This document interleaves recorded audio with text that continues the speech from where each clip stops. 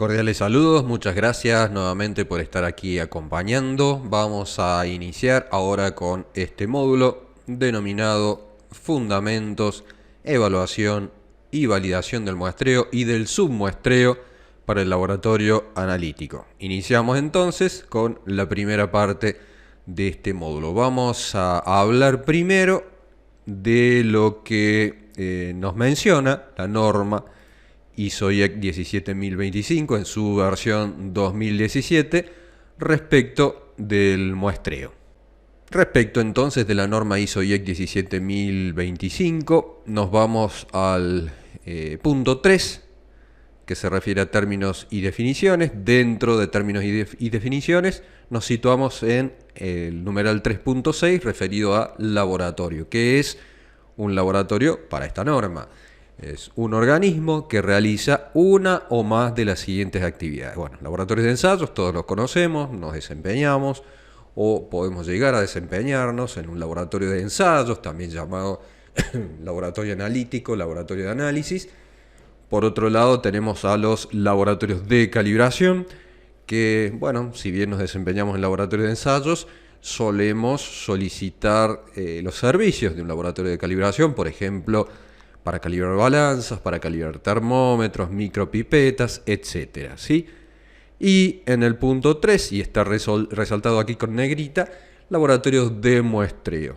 ¿sí? Un organismo que realiza muestreo o otra de las dos actividades previas es también un laboratorio. ¿sí?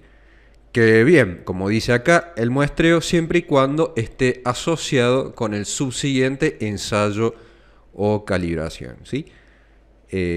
Podemos ser un laboratorio ambiental que toma muestras de algún agua superficial, de aguas subterráneas, de suelo, un laboratorio de una compañía minera que toma muestras de mineral, muestras de concentrado, muestras de suelo, etcétera, un laboratorio de control de calidad de alimentos que toma muestras de materias primas, de productos intermedios, bueno, etcétera, ¿sí? O también un laboratorio de calibración, si nos toca realizar calibración de una gran cantidad de matraces, por ejemplo, tomamos muestras de un lote determinado y, bueno, justamente en este caso estamos realizando un muestreo con una subsiguiente calibración, ¿no?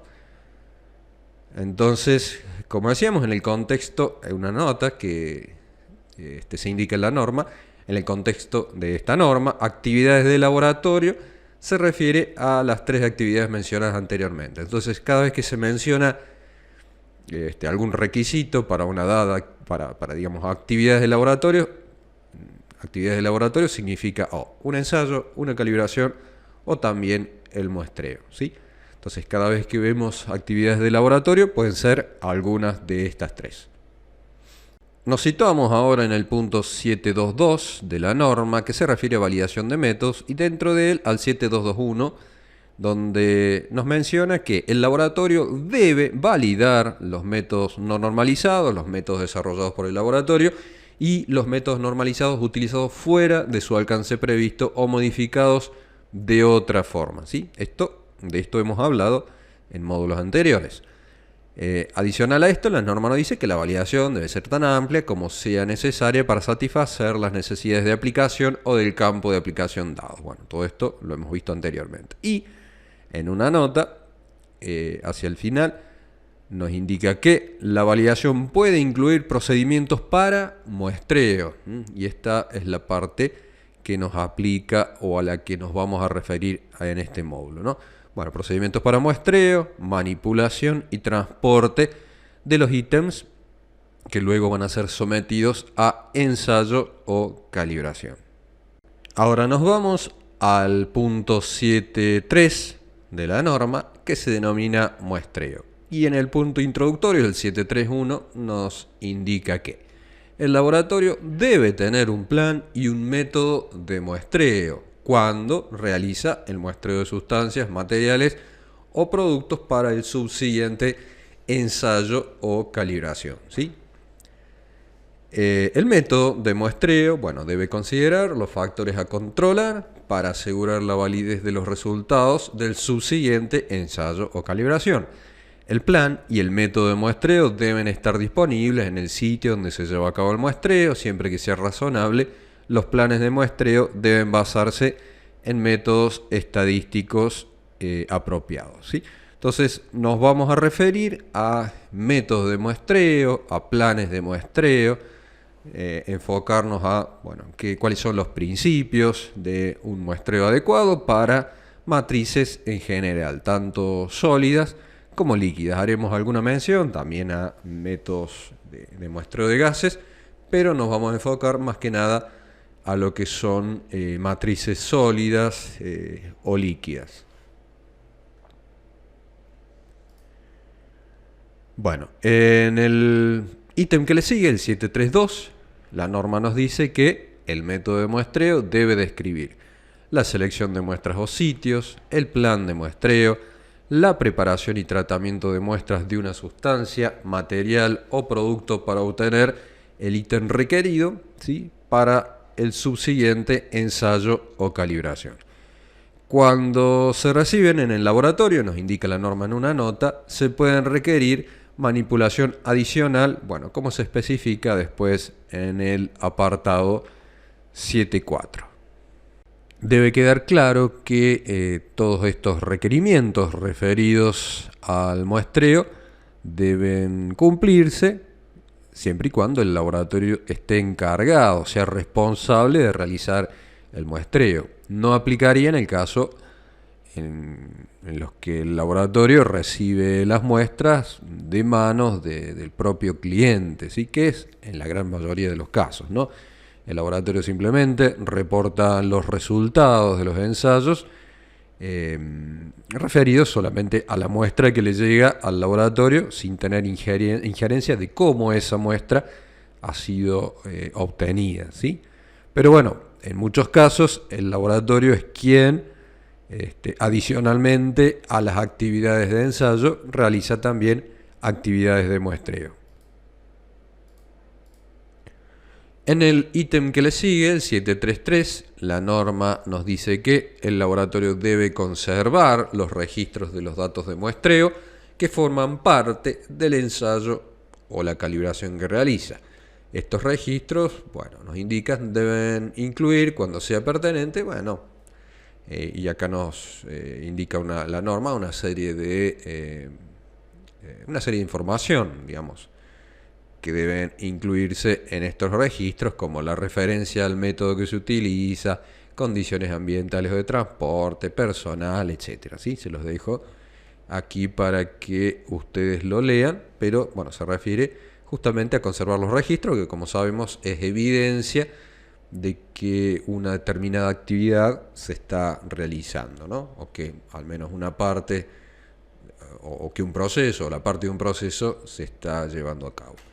Adicional a esto, el ítem 761 nos dice que los laboratorios deben identificar las contribuciones a la incertidumbre de medición.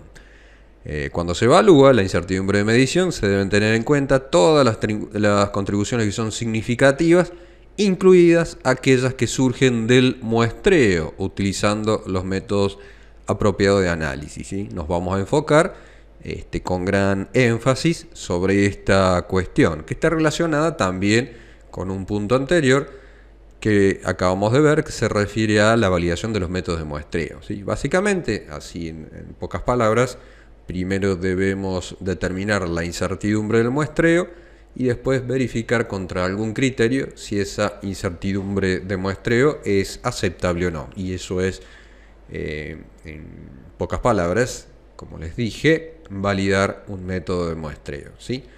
Entonces, en este módulo, básicamente nos vamos a referir a qué significa un buen muestreo, nos vamos a referir a métodos de muestreo, a calcular la incertidumbre del método de muestreo. Para ello vamos a utilizar herramientas estadísticas que ya hemos visto en módulos anteriores referidas a estadística básica, y después Continuaremos con validación de método de muestreo, que como les acabo de mencionar es comparar esa incertidumbre de muestreo contra un criterio determinado respecto de qué valor máximo, digamos, puede tomar esa incertidumbre, y después agregaremos algunos elementos de control de calidad del muestreo, ¿sí? Eso básicamente es lo que conforma este módulo, ¿no? Primero, obviamente, abordaremos, como dijimos,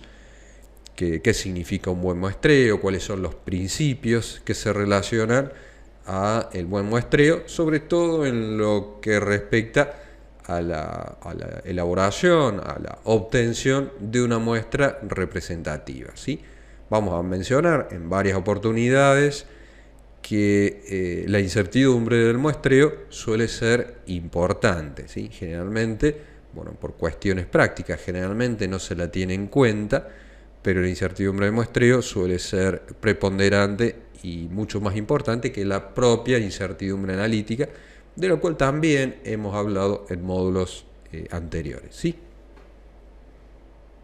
Veamos qué nos dice la norma ahora en su punto 7.8, en su apartado 7.8 referido a informes de resultados, ¿sí?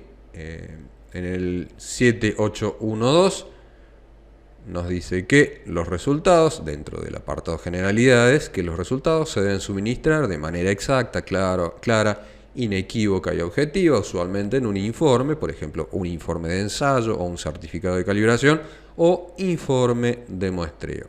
Y deben incluir toda la información acordada con el cliente y la necesaria para la interpretación de los resultados y toda la información exigida en el método utilizado. Todos los informes emitidos se deben conservar como registros técnicos, ¿sí? Y hay toda una serie de requisitos a cumplir y llegamos al requisito H, que dice, nos exige que informemos la fecha de la recepción de los ítems de ensayo o calibración y la fecha del muestreo, cuando esto sea crítico para la validez y la aplicación de los resultados. También, luego, en un apartado K, dentro de este ítem, la referencia al plan y método de muestreo usados por el laboratorio u otros organismos cuando sean pertinentes para la validez o aplicación de los resultados.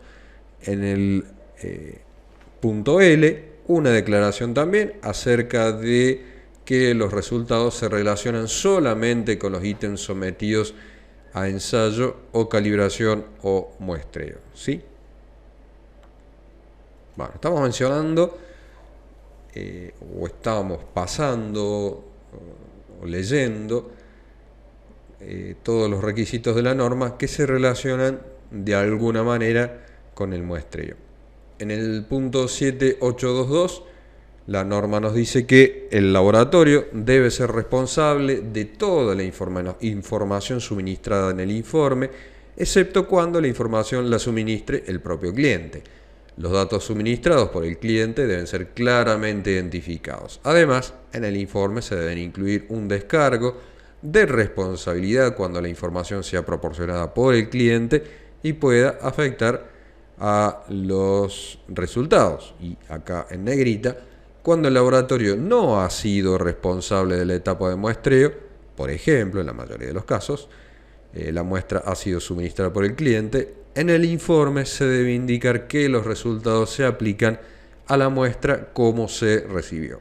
Como acabamos de leer, se refiere a cuando esa muestra nos llega de parte del laboratorio y nosotros no tenemos ninguna injerencia sobre el muestreo. Bueno, en ese caso no tenemos forma nosotros de saber si esa muestra ha sido obtenida correctamente. En otras palabras, si esa muestra es representativa del objeto de muestreo del cliente. Por ejemplo, un tanque de agua, el cliente requiere conocer algunos parámetros de calidad del agua proveniente de un tanque de 20.000 litros y bueno, simplemente nos trae un litro. Nosotros no tenemos forma de saber si ese litro de agua que nos traen al laboratorio es representativo de ese lote de 20.000 litros o de 30.000 litros. Bueno, lo mismo si es una muestra de combustible, si es una muestra de suelo, si es una muestra de aire, que corresponde, qué sé yo, a la atmósfera superficial de una región de la ciudad, de una zona de la ciudad, bueno, etcétera, ¿sí? Los innumerables ejemplos de muestras que se toman y que llegan después al laboratorio. Bueno, en el punto 7832 nos dice que cuando el laboratorio es responsable de la actividad de muestreo, los informes de ensayo deben cumplir con los requisitos enumerados, bueno, en el apartado 785, que vamos a leer a continuación, cuando sea necesario para la interpretación de los resultados del ensayo. En el apartado 785, la norma se refiere a información de muestreo, ¿sí? A los requisitos específicos en cuanto a la información de muestreo.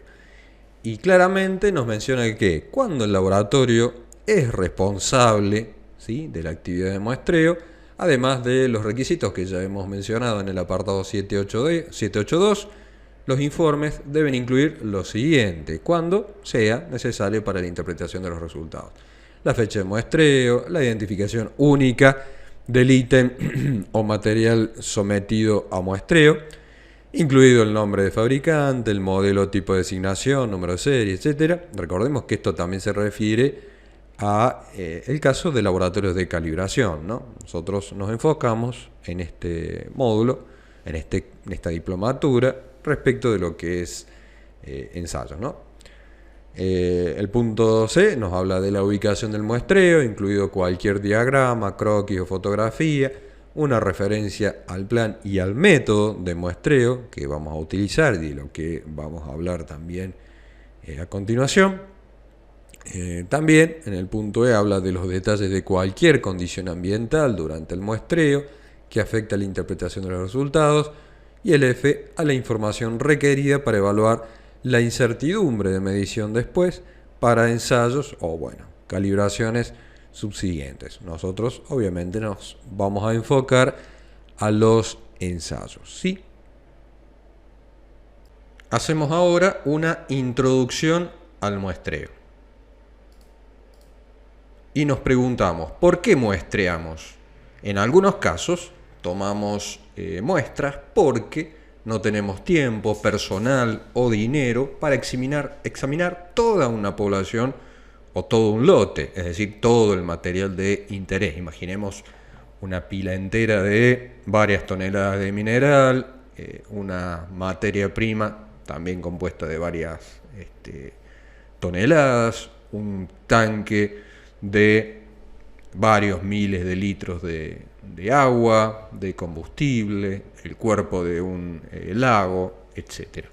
En otros casos, la medición de una propiedad de interés puede requerir la destrucción de la unidad, como en la comprobación de la vida útil de un bombillo, de un foco de luz, o en la realización de pruebas químicas. Podemos necesitar caracterizar la distribución espacial de un contaminante en el suelo, el aire o el agua, o en una situación medioambiental, o podemos necesitar caracterizar la variación de un proceso industrial, por ejemplo, a lo largo del tiempo. También utilizamos las muestras para cosas como el control de procesos, la supervisión medioambiental y la liberación de productos, ¿sí? Bueno, ustedes pueden pensar en algún ejemplo en su ámbito laboral. ¿Qué tipo de muestra queremos? ¿Sí? Si queremos conocer la verdadera media global del lote para alguna característica, necesitamos una muestra que sea representativa del lote. Esto significa que queremos que nuestra muestra sea un microcosmos del lote, de manera que, sean cuales sean las propiedades que nos interesan del lote, nuestra muestra tenga las mismas propiedades. Por ejemplo, si buscamos el porcentaje de impurezas en un lote de producción de productos químicos, nos gustaría que nuestra muestra tuviera el mismo porcentaje de impurezas que todo el lote. Si buscamos componentes químicos tóxicos en el suelo, entonces nos gustaría que nuestra muestra tuviera la misma composición que el área contaminada de interés, que, bueno, puede no ser todo el campo y que generalmente es así. Bueno, a eso le llamamos, queremos una muestra representativa. Seguramente ese término, esa expresión les debe sonar. ¿Cómo se consigue una muestra representativa? Bueno, lo vamos a ver más adelante, que si seguimos ciertos principios de muestreo, nuestra muestra será generalmente más representativa del lote que si no seguimos estos principios, ¿sí? Con eso queremos decir que, bueno, seguir los principios que vamos a detallar más adelante no necesariamente nos va a llevar a obtener una muestra perfectamente representativa, pero nos va a aproximar bastante más que si no llevamos a cabo esos principios, ¿sí? No es fácil, nunca podemos garantizar, como dice ahí, que tengamos una muestra representativa. Por lo tanto, si queremos caracterizar un lote, independientemente de cómo lo definamos en el tiempo o en el espacio, el objetivo de un buen muestreo es seguir un protocolo de muestreo que produzca una muestra cuyas medidas químicas o físicas sean de interés. Es decir, que requerimos que nuestra muestra sea representativa y además consistente con otras muestras, es decir, que no sean demasiado diferentes respecto de la obtención de otra muestra. Si volvemos a aplicar el protocolo de muestreo, que esta nueva muestra producida no sea muy diferente a la muestra previa o a las muestras posteriores. Para obtener muestras representativas es necesario utilizar técnicas de muestreo físico que tengan el menor sesgo posible en la obtención de la cantidad total de material que compone la muestra. En otras palabras, obtener muestras representativas significa reducir el sesgo en la medida de lo posible, ¿sí? Obtener muestras consistentes, como dije recién, significa reducir la variación teórica entre las propias muestras. Es decir, como decía, si pudiéramos retroceder en el tiempo y repetir todo el protocolo de muestreo y volver a repetirlo de nuevo, etcétera, así varias veces, entonces la variación en la medida química o física de interés sería pequeña entre las muestras del protocolo repetido. En general, un estándar de velocidad y un estándar de precisión, ¿sí?, deben ser acordados por el cliente y el proveedor, ¿sí? Nos referimos a un criterio de veracidad, ¿sí? Veracidad, como hemos visto anteriormente, cuando hablamos de errores y demás, está relacionado con el sesgo, ¿sí? Y bueno, la precisión, bueno, ya hemos hablado de ese tema, ¿sí? Solo que en este caso lo estamos aplicando al muestreo. Anteriormente hablamos de la parte analítica, es decir, un resultado que se obtiene y se compara con un estándar, ¿sí?, con un patrón de referencia. Bueno, aquí en el muestreo, esa referencia debería ser la muestra perfectamente representativa. Pero como no podemos acceder a esa muestra perfectamente representativa, bueno, vamos a ver más adelante qué hacemos en ese sentido. Entonces, utilizando una técnica de muestreo, nosotros vamos a llegar, o deberíamos, idealmente, a obtener una muestra con un sesgo mínimo y también con una variabilidad mínima, ¿sí? Y esto, en principio, debería ser acordado con nuestro cliente, digamos, ¿sí? Bueno, los errores de muestreo pueden ser costosos, ¿sí? Vamos a tener ciertas consecuencias. Pueden ser costosos porque son capaces de provocar cambios innecesarios en el proceso, el análisis de muestras adicionales o la entrega a los clientes de material fuera de especificación. Bueno, obviamente nos va a generar o va a generar a nuestro cliente un perjuicio económico importante, ¿sí? Además, los distintos métodos de muestreo pueden producir resultados diferentes, ¿sí? Por ejemplo, vamos a ver en la figura que sigue, se muestran las mediciones de energía calórica en BTU de gas natural durante un periodo de 12 meses. ¿Sí? Y en esa figura vamos a ver que diferentes métodos de muestreo pueden producir diferencias en los resultados. ¿Sí? A esto queremos llegar de nuevo, que nunca seremos capaces de obtener una muestra perfectamente representativa, que sería lo ideal, ¿sí? Se supone que mientras mejor es nuestro método de muestreo, menor es el sesgo, menor es la variabilidad entre muestras y más nos vamos a aproximar a esa muestra representativa ideal. En pantalla vemos ahora la gráfica de la cual les hablaba recién. Son resultados de mediciones mensuales de BTU por 3 métodos diferentes de muestreo. En un caso se tomó una muestra puntual una vez al mes. En los otros 2 casos se compuso una muestra continua utilizando un cilindro estándar, de 300 centímetros cúbicos y un cilindro de presión constante. No debe sorprendernos ver que los valores de BTU varían cada mes independientemente del método de muestreo utilizado. También es evidente que los 3 métodos de muestreo dan valores muy diferentes para un mismo mes. En esta serie de muestras, las muestras puntuales son más altas en la mayoría de los casos, lo que implica que los costes energéticos del comprador serían mayores si se utilizara ese método de muestreo concreto. Por supuesto, no sabemos, como mencionábamos recién, cuál es el valor correcto de BTU, solo que la técnica de muestreo es crucial para el resultado. Entonces, teniendo en cuenta esos principios que les comentaba recién, nosotros tenemos que deducir, con base a ello, cuál sería el método de muestreo más correcto, digamos, o el que más se aproxima a el valor verdadero de BTU, en este caso, de un determinado lote.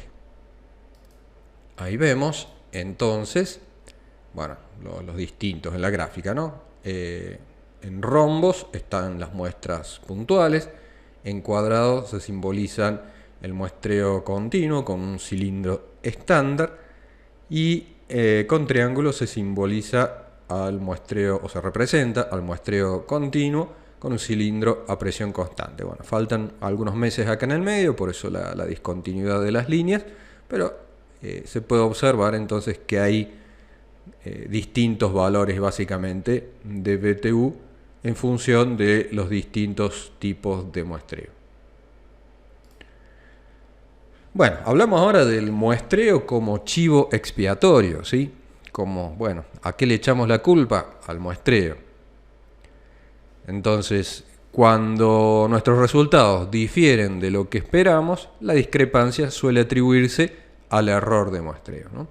Entonces, reconocemos la importancia de la variación del proceso y del laboratorio, o de los ensayos o de las mediciones, y lo que contribuye a ella, pero tendemos a agrupar todo lo demás en una sola fuente, el muestreo. Además, a menudo lo utilizamos como un chivo expiatorio de muchas de las cosas que no se pueden explicar.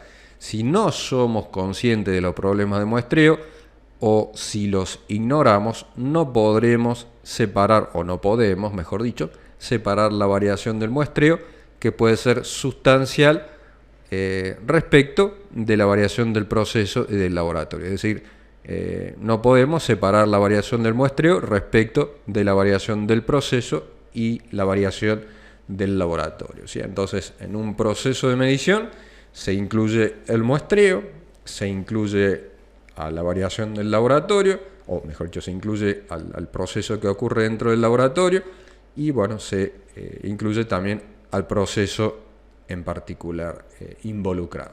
Aquí en la figura se muestra la separación adecuada. Por un lado, la variabilidad del producto o proceso, por el otro lado la variabilidad del muestreo, por el otro lado la variabilidad del laboratorio. Obviamente lo ideal es conocer cada una por separado, pero con frecuencia la variación del proceso o la variación del laboratorio o ambas suelen estar sobredimensionadas, suelen estar infladas. De hecho, el personal del proceso puede atribuir al laboratorio la variación extra que no puede explicar, como se ve acá, ¿sí?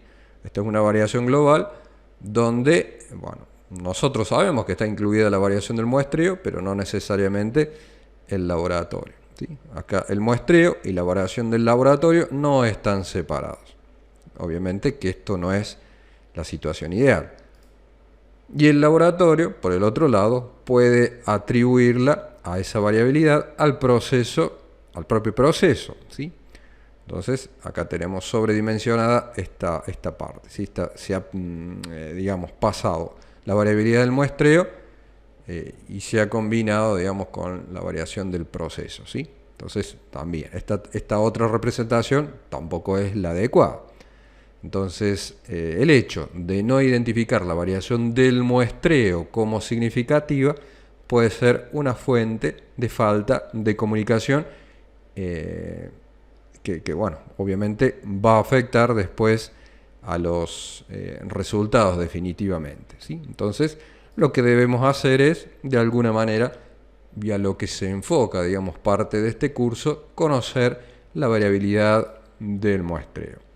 No identificar la variación del muestreo como algo significativo, como dijimos, puede ser un problema. Incluso si utilizamos una cuidadosa experimentación estadística para separar y medir la contribución de la variación del muestreo, rara vez tomaremos medidas para desglosar más y medir y reducir las distintas contribuciones, ¿sí? Los distintos componentes de esta variación del muestreo. Es decir, la variación del muestreo también está formada por varios componentes que hacen justamente a esta variación.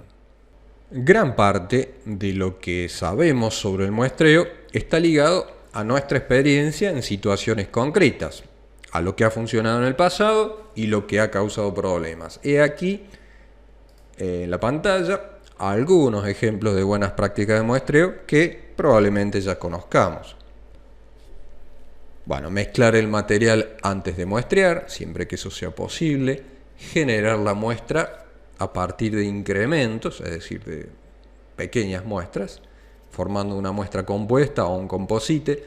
Usar recipientes químicamente inertes, por ejemplo, por el área de medio ambiente, donde qué sé yo, una muestra de agua no se contamine con orgánicos que pueden estar liberados desde un recipiente plástico o desde metales que puede ser liberado desde un recipiente de vidrio, etc. Realizar un muestreo suficientemente frecuente para, por ejemplo, detectar procesos cíclicos. Entonces, ¿cómo ordenarnos? El problema es que hay muchas más normas que estas. ¿Cómo podemos enumerarlas todas para cada circunstancia que podemos encontrar? ¿Cómo podemos recordarlas? ¿Qué hacemos cuando surgen situaciones nuevas? Duncan, un investigador en el año 1962, aborda muchos de estos problemas desde una perspectiva estadística.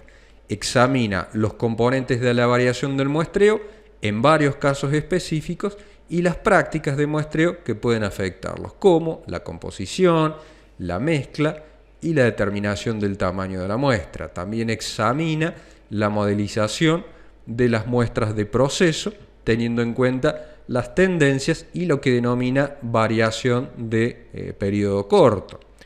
La precisión y el sesgo se abordan de forma limitada al discutir cómo tomar una muestra físicamente y recomienda investigar los sesgos de dispositivos de muestreo. Pierre G., otro investigador en el año 1992, ha realizado gran parte de esta investigación y responde a muchas de las preguntas y cuestiones que planteó Duncan. G. las aborda todas utilizando un enfoque estructurado que permite un estudio organizado del tema, ¿sí? Entonces, existen muchas más reglas de las anteriores. Cómo tener en cuenta todas ellas para una dada circunstancia, cómo recordarlas, qué hacer ante nuevas situaciones. Entonces, hablamos ahora de una aproximación estructurada que está basada en la teoría de Pierre G. Los 7 errores de muestreo, ampliamente utilizada en el campo de muestreo. Los problemas grandes y complicados suelen resolverse descomponiéndolos primero en partes y luego resolviendo esos varios problemas más pequeños. De la misma manera, la variación en el muestreo puede dividirse en componentes para poder examinar las diferentes piezas y reducir los efectos de los principales contribuyentes. Esta es la base de la teoría desarrollada por G. Su teoría no es la única que existe en la literatura, pero está estructurada y aborda todos los aspectos del muestreo masivo. Examina la variación y el sesgo del muestreo, proporciona un método para determinar el tamaño de la muestra, el peso, analiza la variación del proceso y su relación con el muestreo, examina cómo tomar una muestra físicamente e introduce el principio fundamental del muestreo correcto. G se centra en los sólidos, pero también examina los líquidos y también los gases. Los principios que desarrolla se aplican igualmente a los 3.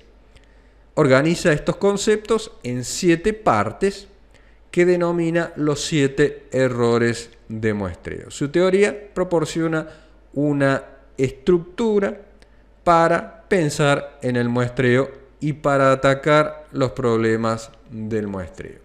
Bueno, ahí tenemos entonces las fuentes de variación que vamos a explicar a continuación. Variación material, herramientas y técnicas, que incluye a la manipulación de la muestra y también a la variación del proceso. Los 7 errores de muestreo de G entonces son fuentes de variación muestral. Bueno, aquí lo que les mencionaba recién. Está dividido en 3 fuentes de variación principales. De ahí se van a desprender las 7 que vamos a describir a continuación. Entonces, si aprendemos los principios básicos plasmados en los 7 errores de muestreo de G, veremos que las nuevas situaciones de muestreo no son únicas en absoluto. Se incluyen en una o varias de estas 3 categorías generales y por tanto pueden examinarse mediante este enfoque estructurado. Aquí tenemos entonces, hemos nombrado a los 7 errores de muestreo. El error fundamental, FE, el error por segregación y agrupamiento, GSE, el error por fluctuación de la heterogeneidad a largo rango, no periódica, la fluctuación de la heterogeneidad, el error por fluctuación de la heterogeneidad a largo rango periódica, error por delimitación, DE, error por extracción, EE, error por preparación, ¿sí? PE. A los efectos de la presentación hemos agrupado los errores en 3 categorías generales y también utilizado descripciones, o intentado utilizar descripciones intuitivas, ¿sí? Después más adelante vamos a ir explicando qué significa cada error, qué significado físico tienen. Bueno, el material, como dijimos, es una variación de corto alcance y combinamos los errores 1 y 2, fundamental de agrupamiento y segregación. La otra categoría, las herramientas y técnicas, incluidas la manipulación, combinamos los errores 5 al 7, delimitación, extracción, preparación y después la que corresponde a la variación del proceso, ¿sí? Variación de largo alcance y periódica, que combinamos los errores 3 y 4. Bueno, en esta gráfica, la variación se reparte más o menos de forma igual entre las 7 fuentes principales. Será diferente en otras situaciones de muestreo. La manipulación incorrecta de la muestra podría ser la fuente dominante de variación cuando se muestree un líquido o un sólido volátil, por ejemplo, mientras que la segregación de los materiales podría ser la fuente principal cuando se muestre una mezcla de sólidos inmiscibles, por ejemplo. Hablamos ahora de el error 1 o el error fundamental o FE. Más adelante lo vamos a mencionar de forma abreviada como FE y sabemos que se refiere al error fundamental. La diferencia entre la cantidad del componente de interés en la muestra y el valor verdadero en el lote es lo que llamamos el error fundamental. La palabra homogénea, ¿sí?, se refiere en el diccionario colegiado de Merriam-Webster, la 10ª edición, como que consiste en una estructura o composición uniforme. Para apreciar la variación que puede generar un muestreo deficiente, debemos darnos cuenta y aceptar el hecho de que ningún material es homogéneo. Todo es heterogéneo, aunque sea solo a nivel molecular. La constitución o composición, seguimos, ¿no?, con el error fundamental. La constitución o composición del material hace que sea heterogéneo. Guy o G llama a esto heterogeneidad constitucional o heterogeneidad por constitución. CH representa las diferencias entre partículas o moléculas. El CH de los sólidos está influenciado por el tamaño de las partículas, la forma, la densidad, la composición química y otras propiedades físicas, ¿sí? Bueno, ya con eso nos damos un poco idea de qué significa heterogeneidad por constitución. Los líquidos y los gases son heterogéneos a nivel molecular por estas mismas razones. Imaginemos mezclas de líquidos y mezclas de gases, ¿sí? A pesar de que a pesar de ser, por ejemplo, sistemas homogéneos, si nos vamos al nivel molecular, bueno, vamos a encontrar esa heterogeneidad tanto en líquidos como en gases, ¿sí?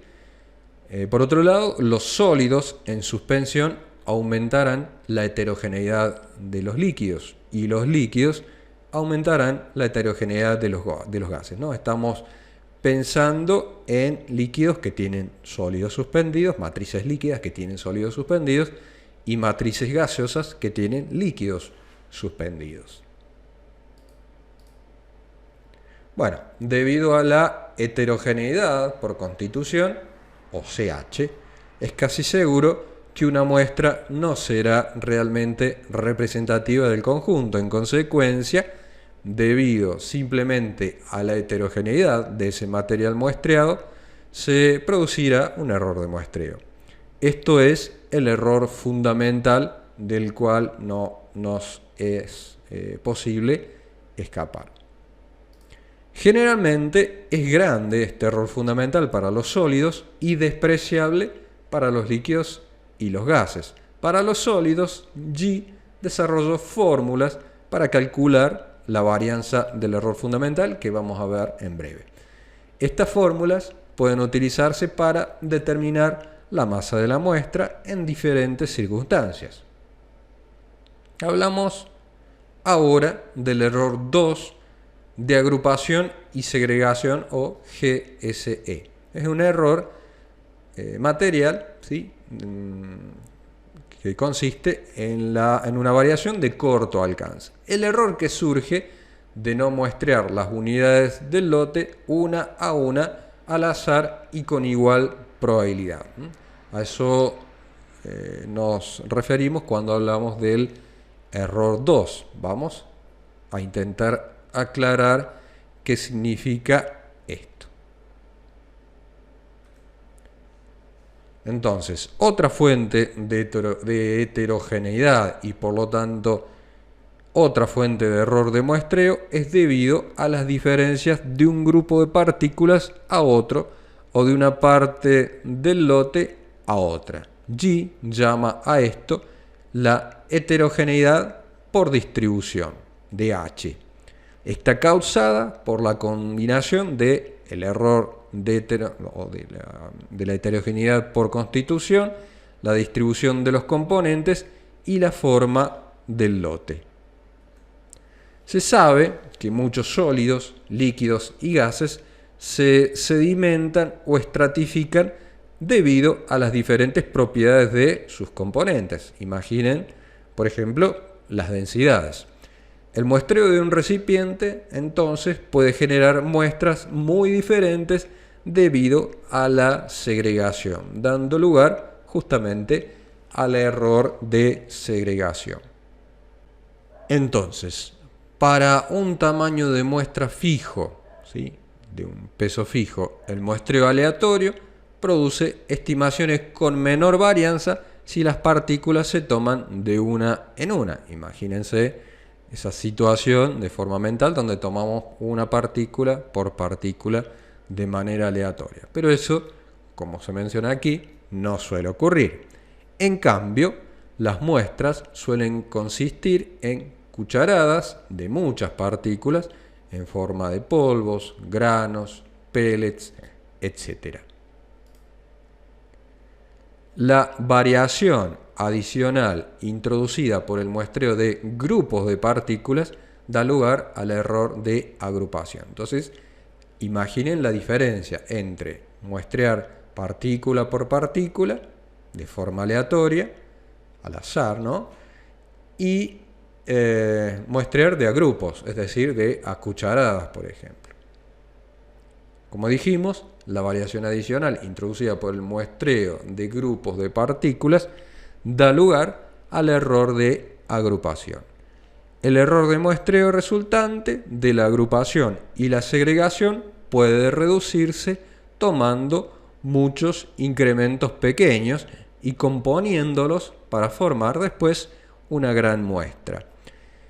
Esto sería equivalente como a aproximarse a tomar partícula por partícula, ¿sí? Serían porciones de muestra cada vez más pequeñas. Obviamente, la situación de tomar partícula por partícula es ideal porque no sería factible en la práctica. Hablamos ahora del error 3, ¿sí?, que es un error de proceso, que es la variación de largo alcance no periódica. El error 3 se llama error de fluctuación de la heterogeneidad, que es no periódica, y también de largo alcance, que, como dijimos, se refiere a la variación del proceso. Los procesos suelen cambiar a lo largo del tiempo, a veces en intervalos cortos y otras veces a lo largo de un periodo más largo. Esta variación puede dividirse a grandes rasgos en aleatoria, no aleatoria y cíclica. La variación aleatoria, se debe a los dos errores que hemos mencionado recién, el fundamental y el de agrupamiento y segregación, ¿sí? Y suelen estar inflados por el error de medición y los errores 5, 6, 7 que mencionaremos más adelante.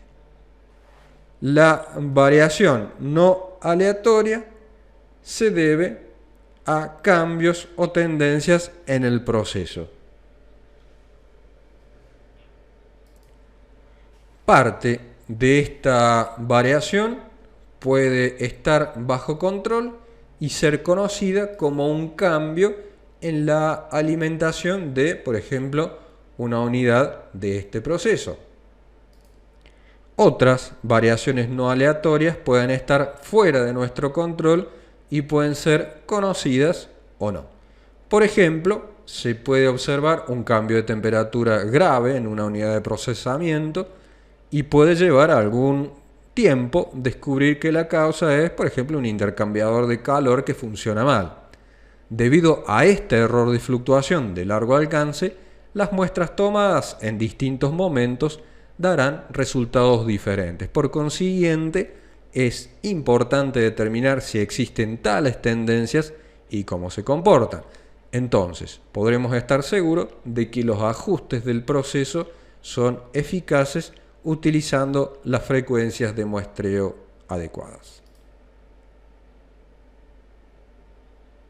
Hablamos ahora del error 4, error de fluctuación de la heterogeneidad periódica de largo alcance, que también se refiere a la variación del proceso, pero en este caso es periódico. Además de la variación aleatoria y los errores de fluctuación de largo alcance, los procesos suelen experimentar cambios periódicos a lo largo del tiempo. Por ejemplo, el proceso puede verse afectado por los ciclos de temperatura diurnos y nocturnos, las operaciones por lotes, que sustituyen las soluciones cada 2 pasadas, experimentarán a menudo secuencias alternas de resultados. Ejemplos, digamos, de variaciones en un proceso X. Este error de fluctuación periódica afecta a la variación del proceso. En consecuencia, el momento del muestreo afecta también a la ejecución del proceso.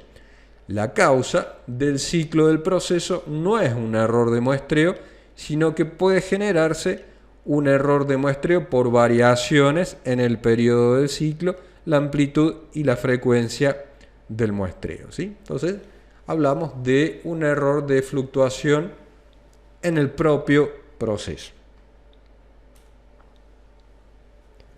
Un muestreo sistemático que tenga la misma frecuencia que los ciclos no nos va a revelar toda la variación del proceso. Bueno, también tiende a producir resultados sesgados porque los valores suelen ser demasiado altos o demasiado bajos según el momento en que se tomen las muestras en relación con el ciclo. Algunos ciclos pueden detectarse fácilmente en un gráfico temporal de datos. Ya más adelante vamos a hablar de los gráficos temporales o gráficos de tiempo, un gráfico muy simple. Otros pueden ser más sutiles. Algunos ciclos pueden ser muy regulares, otros más irregulares. Por lo tanto, resulta importante comprender el tamaño y el efecto de este componente. Una herramienta de análisis de series en el tiempo que puede ayudar a identificar los errores periódicos y de largo alcance es el variograma, que vamos a ver en esta primera parte. Incluso les voy a dejar una hojita de Excel para que puedan construir sus propios variogramas, ya que no es una gráfica trivial, digamos, y tampoco se encuentra en programas comerciales acostumbrados a utilizar en el laboratorio, sí en otros ya relacionados a otro tema, ya más específicos de muestreo. Bueno, aquí en esta figura vemos un ejemplo de variograma, así muy rápidamente se grafica, después nos vamos a explayar en esto, se grafica la variación en función de los intervalos de tiempo, ¿sí? Intervalo de tiempo 1, aumenta el intervalo de tiempo hacia la derecha y aumenta la variación hacia arriba. Acá vemos entonces cómo la variación va aumentando a medida que aumenta el intervalo de tiempo. Ojo que esto no es una gráfica en el tiempo, esto no son 1, 2, 3, 4, es decir, distinto, digamos, una flecha que indica cómo aumenta el tiempo, sino que se refiere a intervalos de tiempo, como dice ahí, como es la traducción en inglés, lags.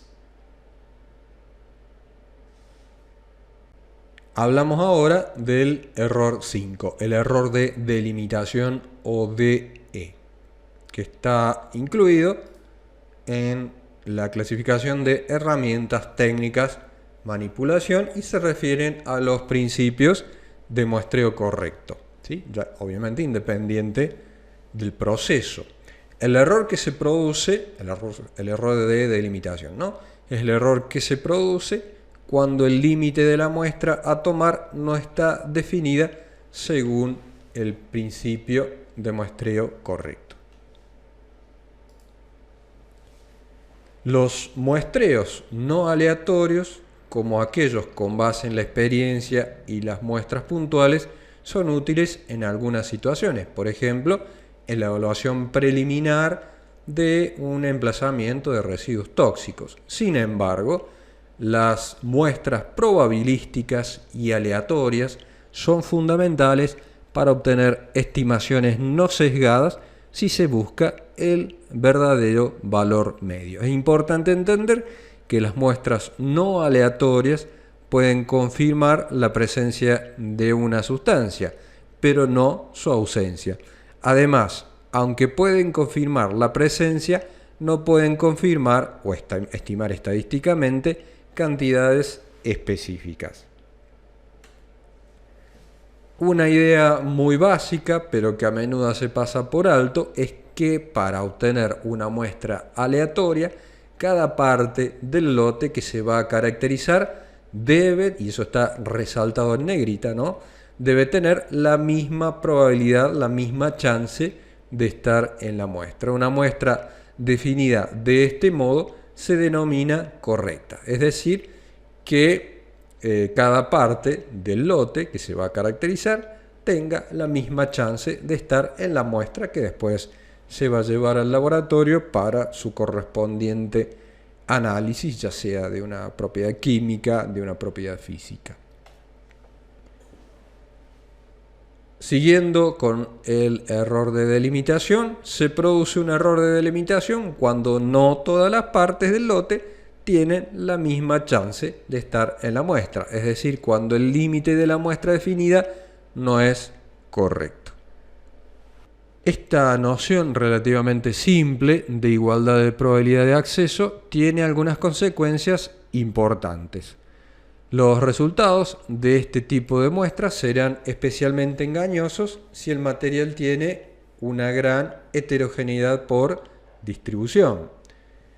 Por ejemplo, recoger la parte superior de una muestra de material sólido o verter un líquido de un recipiente viola este principio fundamental y puede producir muestras sesgadas. Obviamente, si el material tiene un gran DH o una gran DH, como acabo de mencionar. Pasamos ahora al error 6, error de extracción, también ubicado dentro de la categoría de herramientas técnicas manipulación y que hacen a los principios de muestreo correcto. Es el error 6, error de extracción, que se produce cuando la muestra tomada no es la que se ha definido. Una vez definida la muestra adecuada, hay que tomarla correctamente. Un error de extracción se produce si no se puede obtener la muestra que se ha identificado. Un error de delimitación puede evitarse definiendo un límite correcto de la muestra, pero si no se puede recuperar, se produce un error de extracción. Uno de los principales impedimentos para extraer la muestra definida es el equipo utilizado. Es especialmente difícil tomar muestras de material en 3 dimensiones, como en el caso de un tanque, un vagón de tren, un vertedero o 100 gramos de material en forma de polvo que se tiene en el laboratorio.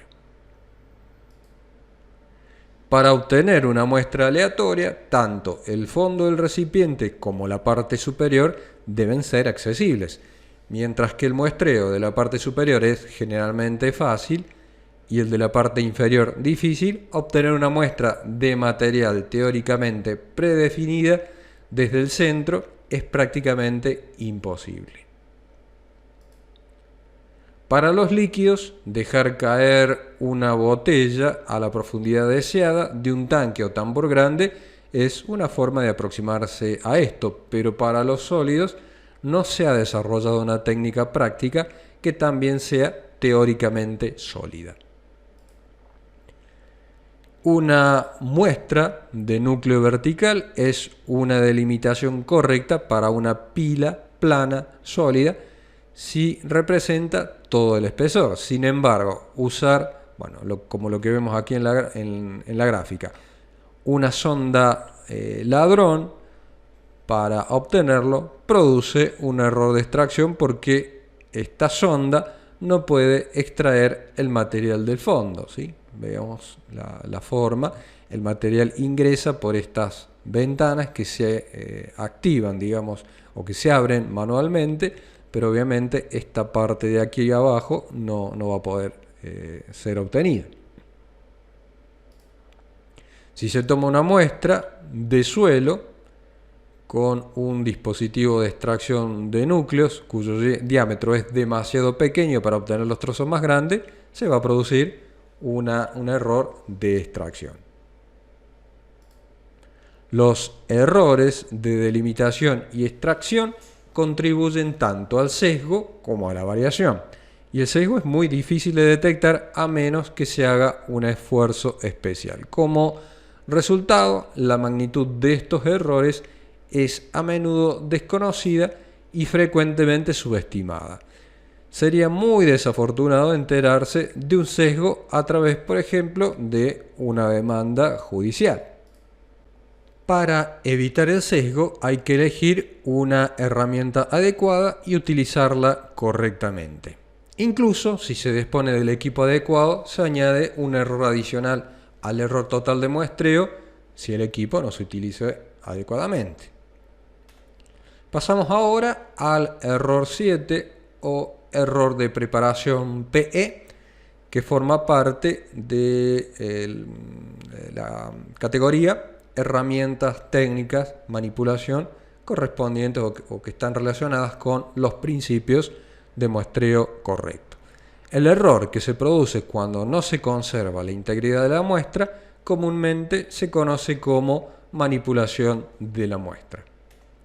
G utiliza el término error de preparación, pero no debemos confundirlo con la preparación de la muestra dentro del laboratorio, ¿sí? Eso luego lo vamos a considerar como submuestreo. Es mucho más general que eso y podría considerarse mejor como la manipulación de la muestra, integridad de la muestra o preservación de la muestra. Sabemos que las muestras pueden cambiar a medida que se obtienen y también entre el momento en que se toman y el momento en que se analizan. Para reducir el sesgo se debe preservar la integridad de la muestra. Por ejemplo, algunas muestras deben mantenerse frías, otras muestras requieren recipientes hechos de algún material especial, etc. Debe evitarse la evaporación, alteración, pérdida de finos para el caso de sólidos, donde hay interés en conocer la distribución de tamaño de partículas. Todo esto a fin de asegurarse la integridad de la muestra. De lo contrario, y en rojo, bien claro, se perderá todo esfuerzo para caracterizar, reducir y evitar otros errores de muestreo. Continuamos en el próximo video.